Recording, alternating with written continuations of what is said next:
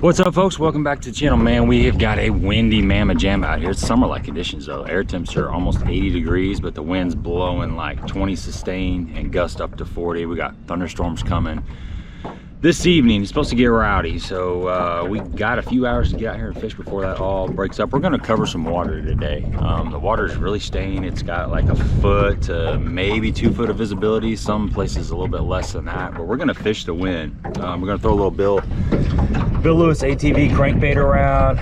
We got the hammer trap there. We got a big glide bait from Buka brand. That's a trick shad. Got a little spinnerbait here from E Factor. Got some various Cumberland Pro Lures jigs, and then we got this right here, tube bait, the old crawl tube. But we're gonna mix it up. But you know, primarily, I want to hit a lot of these little coves in the back half of them, basically, to see if any of those fish have moved back and are up shallow. So we're just gonna cover some water. We're just gonna go balls to walls, see what happens, figure something out. If you have not subscribed to the channel, please do, and a thumbs up would be greatly appreciated. Let's go see if we can catch a few bass for this tornado, whatever. Hopefully it's not that bad, but we got some severe weather. So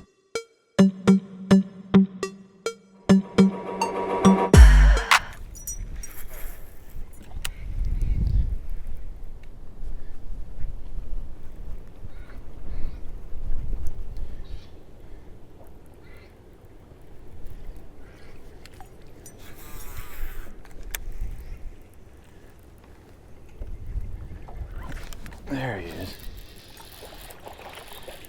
There he is. No spinnerbait. Get up in here. All right, slid around this corner, got a little bit out of the wind, and boom, I had one just follow it up. The E Factor spinnerbait, just ½ ounce white chartreuse. Something about those, I guess it's hammered blades. Put off a lot of flash in this dirty water, but it's a good sign.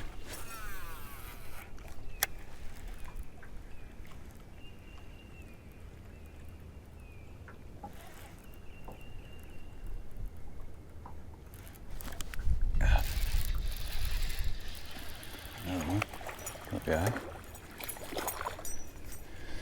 Just popped it off that little bit of grass there. She grabbed it.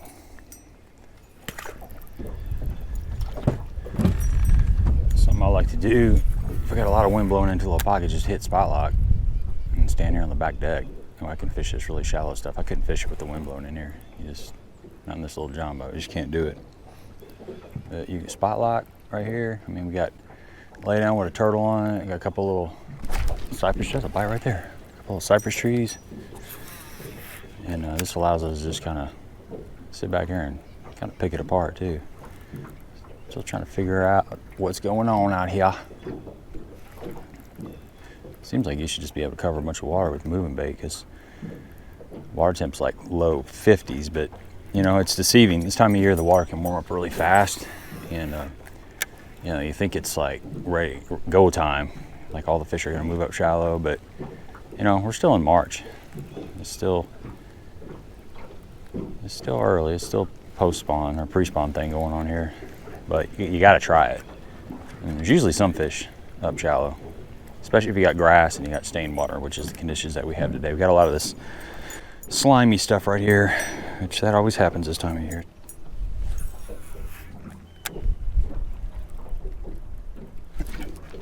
Dang.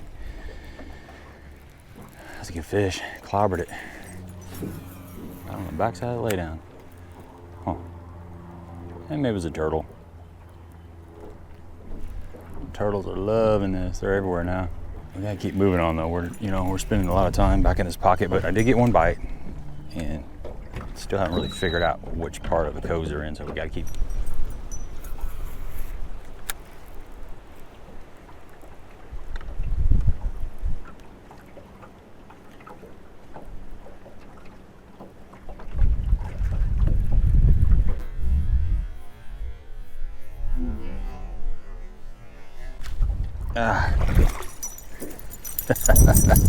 Saw that bite. He came out from underneath that log.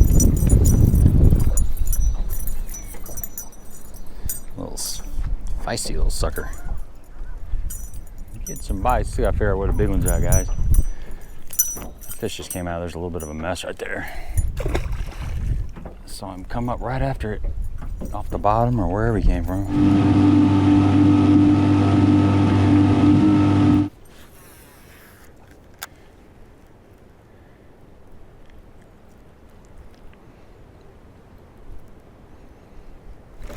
There he is.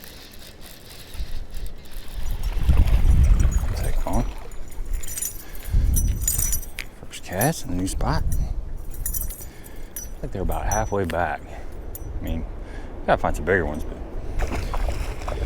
so far everything's been kind of halfway back.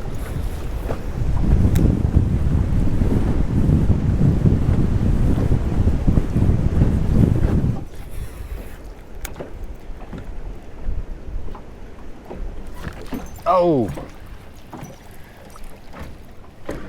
Missed him, that's a good one. Oh! Fish smoked it. Smoked it. Come here. There we go. All right, man, we're still trying to keep this spinnerbait bite alive. It's been kind of slow out here. I mean, I talked to a guy at the boat ramp and he said it was slow too, which is odd, but sometimes it can be this time of year. I'm still throwing this spinnerbait, trying to keep him honest on it, and we just made a little move. Went to an area that's got a lot more wind blowing in on this bank, a little bit dirtier water, and we're gonna keep on keeping on. As long as I can get a bite every 20 minutes, I'm gonna keep throwing this, and hopefully we'll luck into a big one. It's a pretty good little spinnerbait. I'm digging this thing, man. The fish they're cracking it. I've had several bites that missed it, but when they commit to it, man, it's on. It's fun. I love spinnerbait bite. I mean, it's one of my favorite ways to catch fish. It's old school, and they still bite it. I love it. See, we're on this little secondary point. There's just little clumps of grass right here. I'm gonna run this spinnerbait down the side of that clump of grass. It's just a high percentage area. There's several little clumps. It's real snotty right now. When it's crisp, it's better. But take what you can get. They'll still set up in it. Been in the front. They've been on the front side of it and on the back side of it. It just depends. There's not really a definite pattern. They're just kind of around it. Like that's kind of the back side of it right there. Small little clumps. I don't know, I just think of it as like current breaks or just places they can sit behind and feel a little more hidden. You can ambush a shad or spinnerbait that's coming through that area. Wish we didn't get bit on that one. And then here's another real high percentage area right there. There's some clumps right there, shallow. Kind of got a little, there we go. It's about where they should be, right there. And nobody was home. But, you know, you do that. Fishing's like, you do that same thing 100 times, and there's gonna be a fish there on a normal day. On a good day, you do it 100 times and you get bit 6 or 7. I mean, on a really good day. On a tough day, you just gotta do it 200 times. You may not even get a bite. But it's all the things that go through your mind while you're out here doing this stuff. Just trying to figure out where they're sitting at based on the wind. They're just scattered. You know, there's not a ton of fish up right now, but there's enough that if you go through the right area, you can get a bite.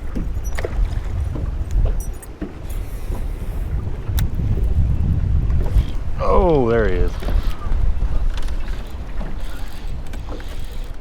That's a better one. That's a better one. There you go. That fish is shallow. Okay. Not a giant, but a better one. Man, this is work, folks.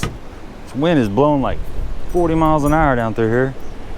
And we just trying to stay off the bank. But we're getting a few bites. A little bit of fish. I mean, they stopped it. That fish was in like a foot of water. And he just absolutely crushed it. All right, that's fun. Let's do it again. All right, folks, a little midday report. We are having some success with the spinnerbait, and I'm enjoying the heck out of it. It's one of my favorite ways to catch fish. I'm sure you could probably catch them on a chatterbait and some other baits, but if I'm getting bit on a spinnerbait, I'm definitely going to be throwing it. And the reason we decided to fish a spinnerbait today is because of the conditions. I mean, it is super windy out here. Prefrontal conditions, there's storms coming in this evening, and with this much wind, a spinnerbait is just one of the ideal baits. And the water temps. I mean, the water temps have warmed up a lot. We're in the back of this pocket and I'm seeing 60 to 61 degrees on the Lowrance. So that's definitely warm enough to be throwing some moving baits around. And a lot of times I like to throw this guy right here because of the stained water. We do have a lot of stained water in here, but normally if the water is below 50, 51, you know, to down to 43, I like to throw this guy right here. This is made by Dream Express Lures, and it's their Dream Catcher. It's just a big spinnerbait. It's a big thumper blade. It's got a size 7 or 8 Colorado blade, 3/4 ounce head, and I like to put a big swim bait on there. But since the water is up in the high 50s, we're throwing this guy today. This is made by E-Factor Lures. This is a 1/2 ounce. And we've got willow blades. I really like a gold blade and a silver. I like that combination. It throws a nice amount of flash and it seems to blend together. These are kind of hammered blades, so they really reflect a lot of sunlight. Chartreuse is one of the best colors in this really stained water. My favorite color spinnerbait is actually more, you know, translucent, you know, something that looks a little more herring-esque. But in these darker colored waters, a white and chartreuse or an all chartreuse, or you could even throw red because it's, you know, early springtime. But 1/2 ounce so we can throw in the wind and make semi-accurate casts. As far as a trailer hook, you know, I typically don't use a trailer hook because I'm fishing around a lot of grass. If you're on a lake that doesn't have grass, open water, if you're fishing smallmouth, you're really burning it, definitely want to put a trailer hook on there. Or if you're just missing a lot of fish. You know, we've got a lot of bites today that I've missed. Sometimes those are just smaller fish. Sometimes they're bluegill that take a swipe at it. Sometimes they're crappie. I think I was bumping some turtles. So I'm not convinced that I'm missing the fish because I don't have a trailer hook. And it would be a pain in the butt to throw a trailer hook around this grass because it's already a pain in the butt just throwing this spinnerbait. But if you're on a lake that's pretty wide open, a trailer hook is the way to go. I mean, you're gonna hook a few more fish, but it's just a pain in the butt if you're fishing around a lot of laydowns and brush piles and stuff. You're gonna get hung up a lot more. So you just kind of got to weigh out the value of a trailer hook versus not having a trailer hook. As far as the actual trailer, I typically don't throw a trailer. Sometimes I will put like a little split tail on there. I'm fishing a little bit out deeper if I'm trying to slow roll it. I might put a big swim bait or like some kind of twin tail, like a mini scrub or a Z-Hawg or something like that to really slow it down. And you know, in the colder water, in the winter, I do put a big swim bait on there to really slow roll it. But today we're not having to really slow roll it. We are not burning it, but we're just kind of keeping it a little bit up off the bottom, just kind of a, you know, a comfortable pace. So, you know, in those scenarios, I don't feel like a trailer is all that big a deal. But if I was going to put a trailer, I would put something with minimal action, just something that kind of, you know, gives the bait a little bit of presence, but doesn't cause it to, you know, it doesn't take away from the natural wobble. Because even though these are willow blades, they do have a nice little thump on it. And as far as the setup, this is just a 7'2" Virtus bladed jig rod. This is their Blue Diamond series. It's a great rod for a lot of different things. You can throw a bladed jig, chatterbait. You can throw a spinnerbait on it. I've thrown a extra swim jig on it several times. It's a great rattle trap rod. You know, if you like a little bit smaller trap rod, it's 7'2". It's a great all-around rod. And I'm just throwing this on 15-pound tests. I throw a lot of 15-pound tests. I could probably use 17. You know, bumping this up to 17, you could float it around a little bit better. But it's working, and we're just covering water. We're covering the wind. The wind's gusting like 40 miles an hour. So there's some sections where I've had to like just kind of spot lock and pick it apart and move on. And the rest of the time I'm just kind of moving down the bank. And we're having fun, man. We are having fun. It feels good that it's springtime.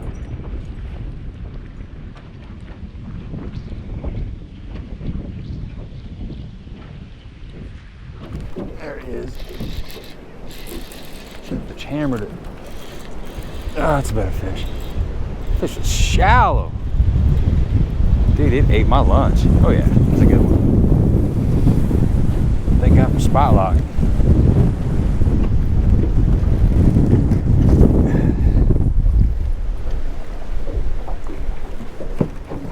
Come here. Oh, good fish. Don't you fall out. Okay, I got a giant fish, but it's nice. So, cool thing about that, there you go, a little bit better fish. Look at them tats, man. All tatted up. So I took advantage of technology with my spot lock. I mean, the wind's blowing, there's gusts like 40 miles an hour out here, but there's a little pocket and I saw some shad. Let's let this one go. We don't want to hold it out of the water too long. Got some trolls out there on the channel. But I saw some shad flipping in this little pocket. You know, when I threw, I did have a bite right there. It's kind of interesting. There's a lot of turtles out swimming around, and I think I'm bumping a turtle every once in a while because I am fishing next to laydowns and they fall off the laydowns. And you know, I've swung a couple times and just missed, and a little bit later I see a turtle float up in that area.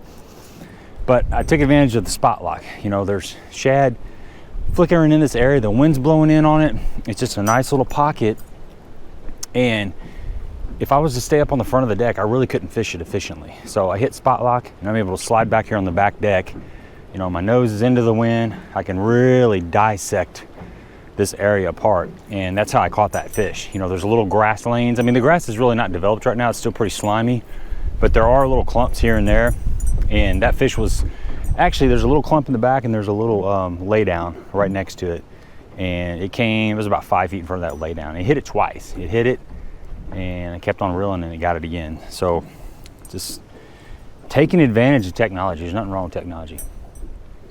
Some things are wrong with technology, but there's also some positive aspects of technology. One more thing that is very important about a spinnerbait and moving baits in general is to impart some secondary action. Yeah, when there's a lot of fish up, like in May, and the fish are really aggressive, you can just throw the spinnerbait out and reel it in and you're gonna get bites. But a lot of times they want some kind of secondary action. So I use a lot of English. I use a lot of rod twitches. If I'm getting up close to something, I'll kind of hit it a couple times, just twitch it, just to make it kind of flutter. It changes the blades, it gives the blades a little more flash. And it looks like a shad that's trying to kind of escape, like it sees something that's trying to get out of the way. A lot of times that's gonna incite a strike. If I'm coming next to wood, I'm gonna slow it down. I'll speed it up a little bit. Sometimes I'll lift it and let it drop. You know, if you're coming next to a stump or something, sometimes you reel it up towards the stump and then just let it fall next to the stump. It just kind of pendulums down next to the stump. These blades are spinning and it triggers a bite. But it's all about making little subtle movements and making your bait do something different. If you do that, you're gonna get twice as many bites. Just adding some kind of secondary action instead of just reeling it out straight. Just a straight retrieve works sometimes, but most of the time you're gonna get more bites doing some little twitch or some little English on the bait.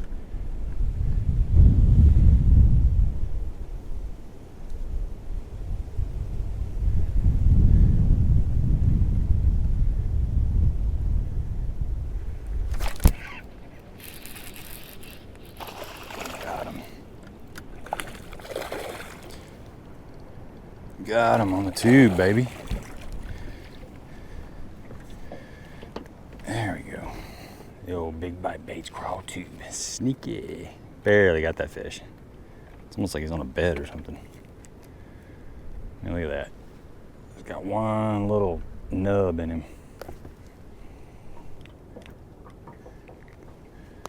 Put a little bit of this strike force fish attractant in this tube. Man, I'm a big believer in any kind of scent. Just, if nothing else, it masks your scent, your gasoline, your natural body oils. I ate a protein bar a while ago, so I got some chocolate debris on my fingers, most likely. Tobacco, cigarettes, oil, whatever. This is just gonna help mask that. And I think, when it's tough, they like grab it and kind of taste it and taste okay, and they might hold on to it a little bit longer and give you a chance to catch them.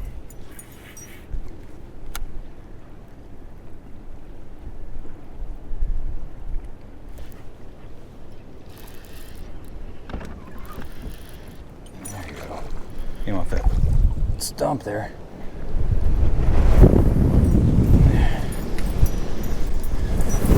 Woo. tail. There we go. Threw by that lay down like 4 times. 4th time was a charm. I said 3rd time's a charm, sometimes it's 4th.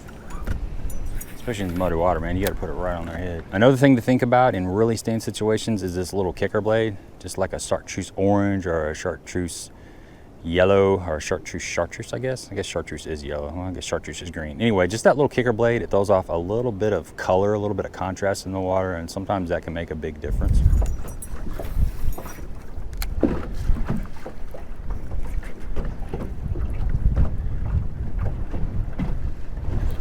Oh, there you go. Well, that lay down.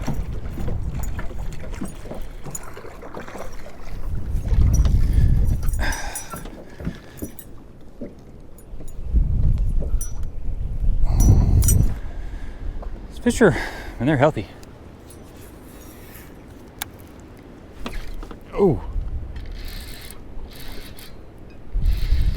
good bite.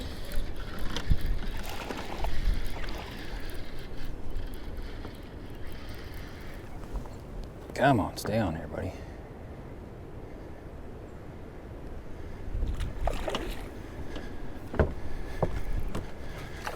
Ate it.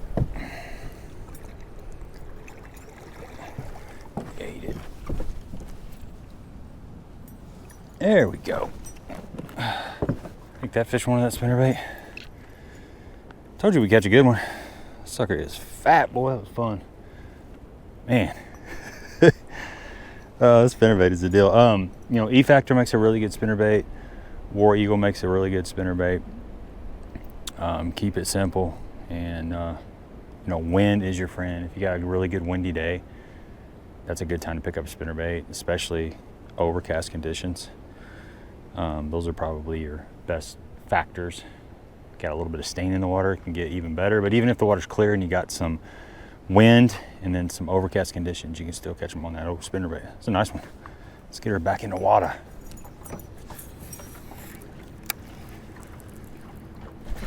There he is.